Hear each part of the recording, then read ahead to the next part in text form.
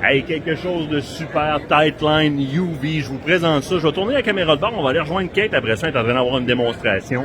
Les technologies UV vont quand même assez loin. Là, on est dans le plastique, mais on utilise le UV et on utilise le son. Je vais ouvrir ça de bord.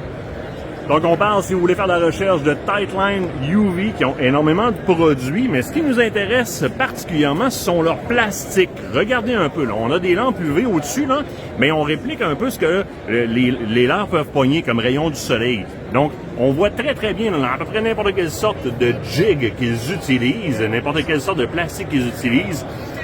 Regardez, on est haut, là. Les UV sont ici, là.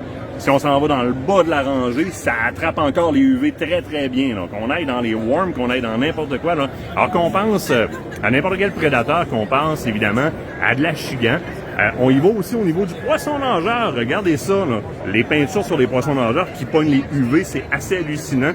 Si vous pensez à tout ce qui s'appelle brochet, que vous pensez au doré, que vous pensez à quoi que ce soit, c'est hallucinant comment ça pogne la lumière.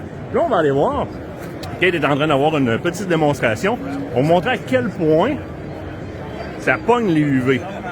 Alors, si on regarde l'heure, I just want to film the actual transition between out of the water without UV and in the water. La minute que ça attrape les UV en rentrant dans l'eau. Can we get this guy out? On le sort de l'eau. On a un plastique qui est bien standard. Là, on a des néons ici au-dessus de la tête qui sont en daylight. On rentre dans l'eau. Boom! La minute que ça pogne les UV, ça glow littéralement. Même chose ici, si on a... Can we get out of the water? And in the water? Boom! Donc, le fabricant, ce qu'il y a, c'est que lorsqu'il ramenait ses leurres proches... Il veut te raconter comment ça fait ton entrevue. You got actually to develop these lures because of when you were retrieving to the boat, you managed to see that the actual bait were not reacting as the baits were using. Right. He was actually fishing and had black lights out and in the water and seen some shad swim by. The shad actually popped. You could see the color of them. So he matched it the best he could with, a fluke from one of the competitors, threw it in the water, and it was a totally different color. So that's what got him into developing this. That's what triggered his idea. He knew that it wasn't quite an exact match to what was going on in the water. And you can see that you don't need that much UV to react. When you see the display, you can see the top. Down the display, it still catches the UV. Right. So this kind of shows you that light penetration right here. Yep. How far and which color bands go out. So if any of you dove or went swimming, when you even dive on a coral reef, they're gray.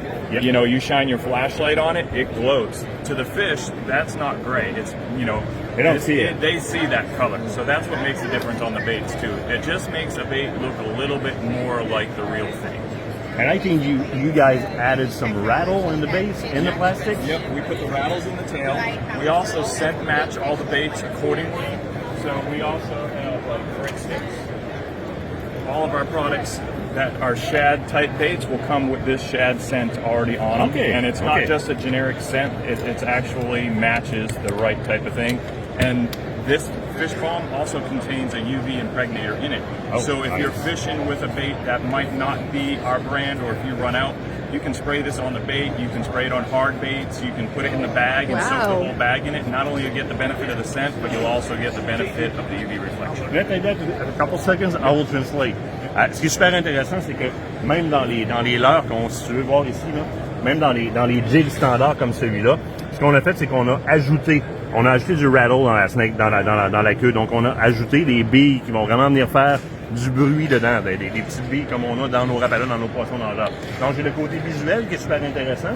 J'ai le côté sonore, qui ce sont les billes qui se promènent. Et j'ai l'odeur aussi, qui est leur odeur, le shad à eux autres. Mais ce qui est le fun, c'est qu'ils vendent aussi des canettes comme ça, avec lesquelles vous pouvez répliquer la même chose. C'est-à-dire que vous avez un leurre préféré, j'allais dire un swimming fish, mais un poisson nageur ou un quoi que ce soit, que vous voulez utiliser avec les mêmes attributs, mais avec leurs produits, on fait juste venir l'appliquer sur une cuillère, un poisson nageur, un quoi que ce soit.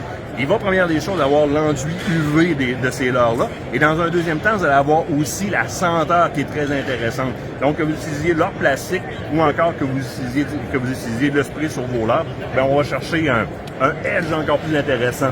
Donc, très, très, très intéressant. Tightline ou UV Lure. Je vous ai montré la pancarte. On va remontrer le logo rapidement, juste comment c'est écrit sur son tag. Si vous voulez faire une recherche sur le web, rapidement pour voir leurs produits. Yeah. C'est des petites innovations comme ça qui peuvent faire toute une différence. Imaginez-vous, entre autres, dans des eaux très colorées comme le fleuve Saint-Laurent à la pêche au doré, où est-ce que vous devez vous éloigner de la lumière parce qu'il résiste mal à la lumière, il n'aime pas la lumière dans les yeux. On va aller un petit peu plus creux, puis on va avoir un SG+, pour qu'ils voient, qu'ils entendent et qu'ils sentent notre leurre. Là, Tightline, on est exactement dans ce qu'on veut. Du moins, on espère que ça va nous donner une chance de plus, parce qu'il n'y a jamais rien de promis là-dedans, mais ça peut être mauditement plus le fun, par exemple.